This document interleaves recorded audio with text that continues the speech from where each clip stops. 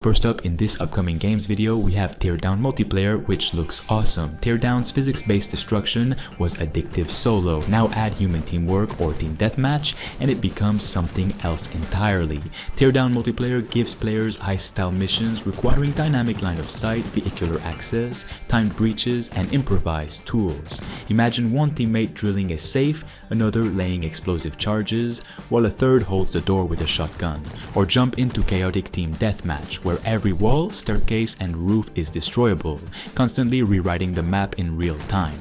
The trailer shows trucks flipping, vaults breached, and whole rooms collapsing to shape novel combat spaces. If multiplayer physics can scale, this one's pure emergent chaos, and it could explode in popularity.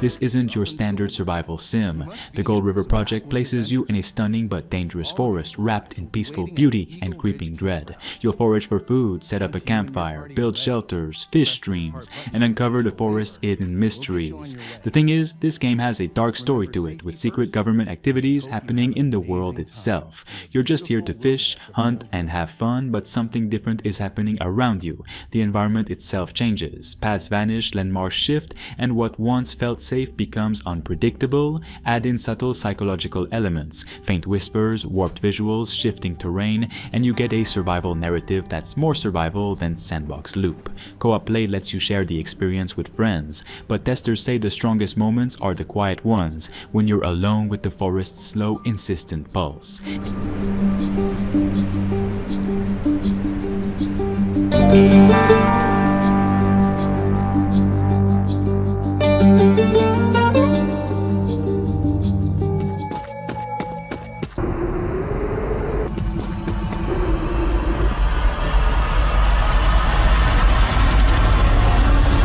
Imagine the crossroads of Left 4 Dead and Darkest Dungeon, but set aboard a ghost train. Hell Express is a single-player or co-op extraction shooter, where each run is a ticket through limbo. You're delivering cursed cargo, facing terrifying spirits, and all while trying to get back to the living world in one piece. Character classes offer different playstyles: gunslinger, engineer, psychic, with unique upgrades. The track itself shifts. One moment it's a silent ride through a moonlit wasteland, the next you're under siege in a haunted dining car. It's tone, tension, and teamwork rolled into a tense run-based experience. Early previews praise how well the supernatural themes enhance each mission loop. Searching through ashes for both the sublime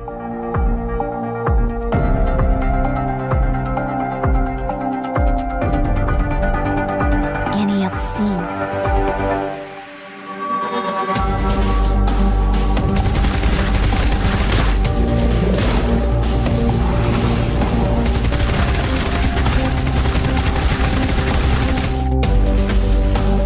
This lonely road, we're all destined to walk.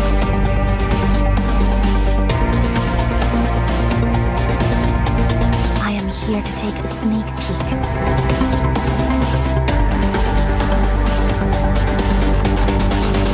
So please wait for me, just a little bit longer. I will find you there.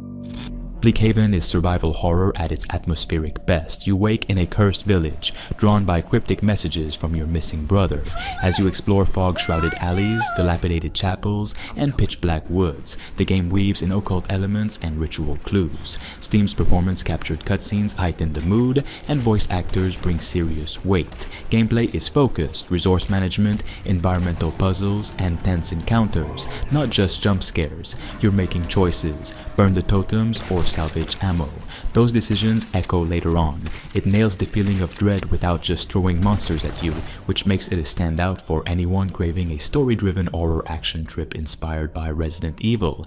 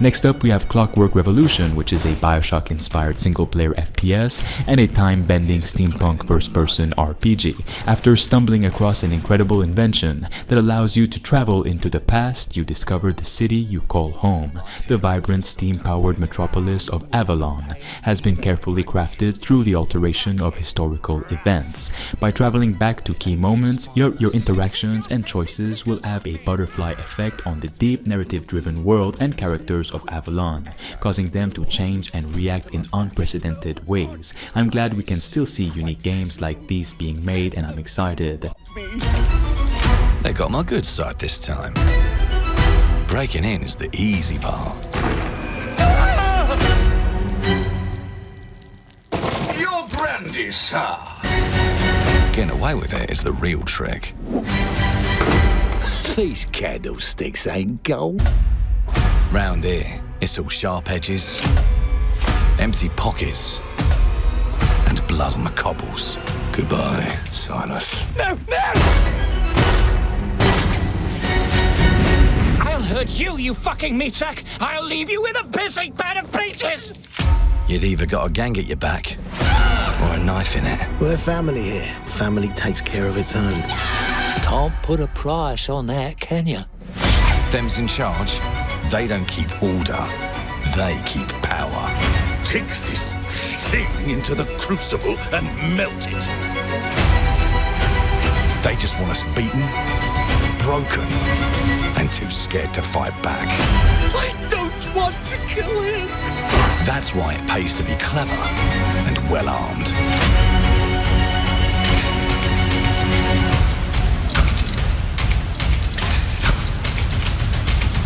Let's go and end a few arguments.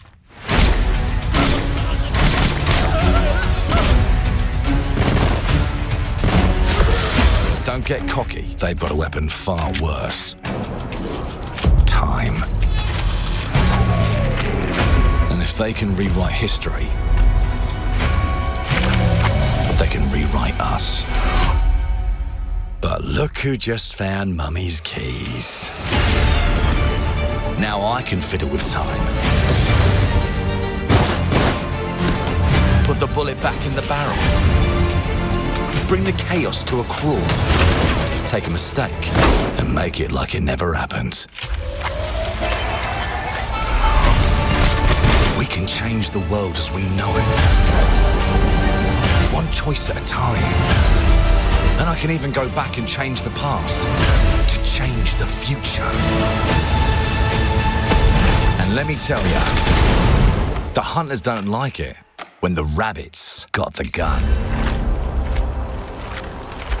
But ambitious men do not listen. Next up, we have Chronicles Medieval, which looks extremely ambitious. Here's a low fantasy RPG that's promising serious depth. You're dropped into a realistic medieval realm, not an elf or wizard, just a crown, a blade, and shifting loyalties. You'll negotiate with noble houses, backstab rivals in court, forge alliances with mercantile guilds, or lend your sword to peasants, all in a world with other players and more. Dialogue evolves based on your social standing and reputation. Sometimes you'll clash over morals, battles, other times over trade packs. Combat mixes realistic swordplay with mounted skirmishes and morale-based group fights. You can have massive battles with armies and catapults and so on, but it's also the choices that shine. Do you feed the poor so they back your claim, or tax them to fund your army? That weight makes it feel like a medieval choice drama, not just another open world fantasy. It looks full of features and I'm excited. But that's just my story.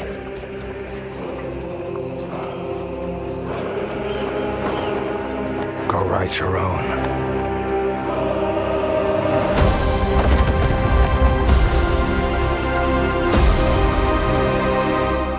Next up, we have the Expanse Osiris Reborn, which looks like a brand new Mass Effect game, and I'm all in for it. This fan-loved universe is getting a dynamic entry with a ton of potential. You'll pilot small frigates between stations, dogfight in zero-G corridors, and board enemy ships for gritty firefights. The vibe is gritty noir mixed with political tension. Missions range from sabotage and data heists to massive space battles. You can convince corporate factions or sneak past Martian patrols. You choose your side in a war that never stops. They promise responsive ship handling and a fluid transition between macro ship control and down in the trenches combat. If it nails the franchise's tone, this could be a rich lived-in sci-fi sandbox for fans and newcomers alike.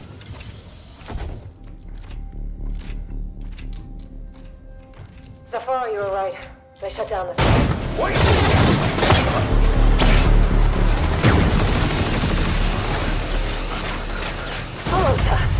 I need backup. Hold on, I'm coming! I'll cover you.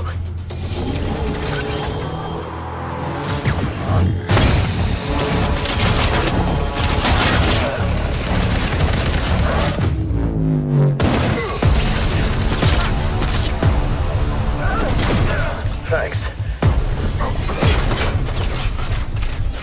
I can't see shit from here. The bird up high shall be thine eyes.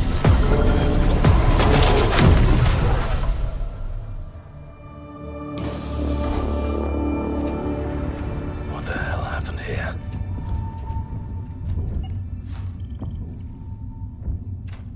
Hey, buddy.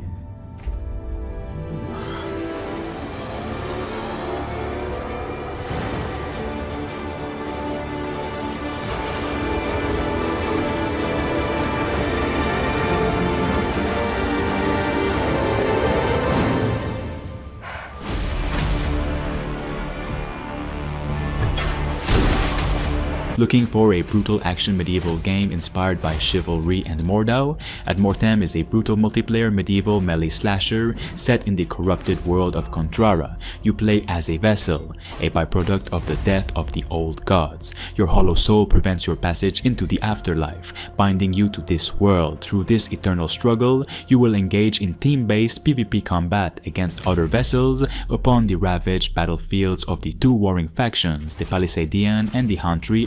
Fight with your allies, slay monsters and men, and delve into the dungeons of the deities in a mad quest of retribution and power. The game features both PvP and PvE, which is perfect for all kinds of players.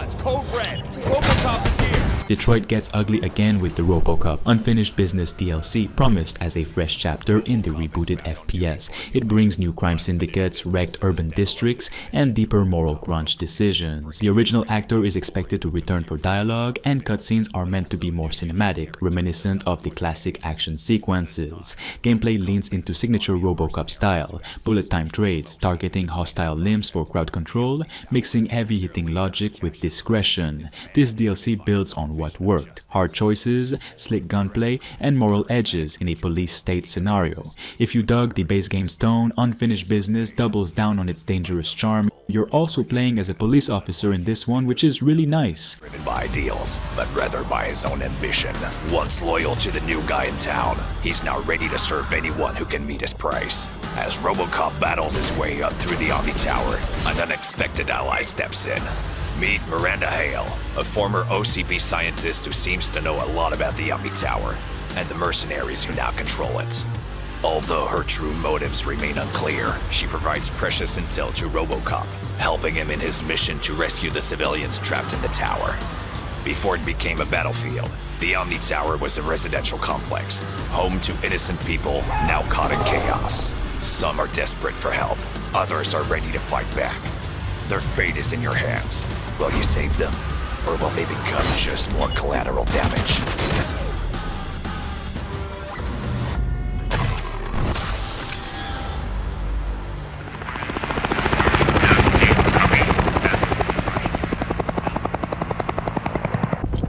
I recently had the chance to visit Rogue Factor's studio for a private hands-on session with Hell Is Us, and it genuinely left me both surprised and impressed. You can feel from the very first minute of picking up the controller that this isn't a typical game built to chase trends or cash in on whatever's hot this quarter. It's raw, intense, deliberate, and most importantly, it's personal. I'm only permitted to play Sabinian classics, I'm afraid. Unfortunately, I only happen to know one of their dreadful compositions. The developers aren't shy about it either. Every single person I spoke to seemed emotionally tied to the world they were building. This game feels close to their hearts, and you see that bleeding through every animation, every line of dialogue, every violent, weighty moment in its brutal gameplay.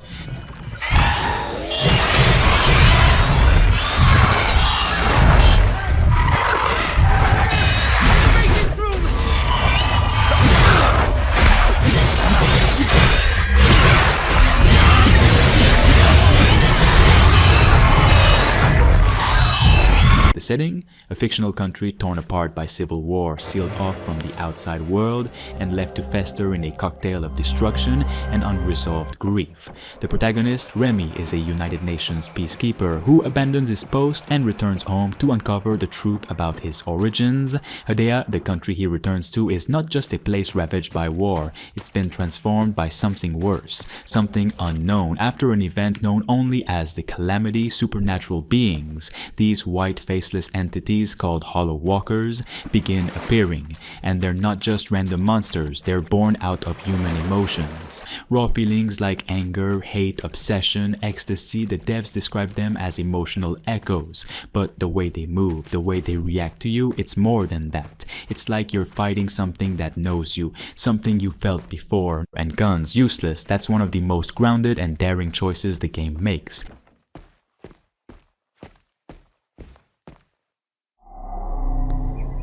You must be lost to wander around Sinedra Forest. I'm afraid I have very little to offer.